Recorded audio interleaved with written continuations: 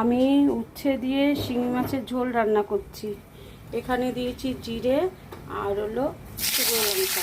সোমবারে আমি আলুটা ভাজবো, ভালো সুন্দর করে কষাবো, কষিয়ে আমি জল দেবো। জল দিয়ে তারপর মাছ আর উচ্ছেগুলো দিয়ে দেবো। উচ্ছেগুলো ভেজে রাখলে পরে মাছের সঙ্গে দিলে পরে তেতোটা কম লাগে। তোমরা উচ্ছে ভেজে শিঙি মাছের সঙ্গে পরে উচ্ছেটা ভেজে রাখবে, পরে ঝোলের মধ্যে দেবে, খুব ভালো লাগবে। যে কোনো মাছের ঝোলই রান্না করো না কেন, উচ্ছেটা ভেজে রান্না করবে, তুলে নেবে, ঝোলের মধ্যে দেবে, খুব ভালো লাগবে খেতে। আমি জল দিয়ে দেবো। এইটা আলুটা ভাজা ভাজা হয়ে গেলে পরে তারপরে তরকারিটা টকবক করে ফুটছে।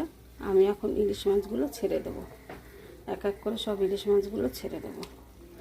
ইলিশ মাছ কিন্তু ভাজবো না, কাঁচা ইলিশ মাছটাই বেশি ভালো লাগে খেতে। ইলিশ মাছটা খুব সুন্দর। তারপরে এর ভেতরে আমি জিরে গুঁড়োটা দেব। মাছগুলো ছেড়ে দিলাম, করে ফুটবে।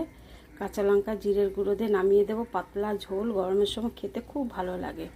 এখন এই বর্ষা পড়লে পরে তো মাঝে মাঝেই মানে একদিন ছাড়া ছাড়াই আমাদের ইলিশ মাছ আসে।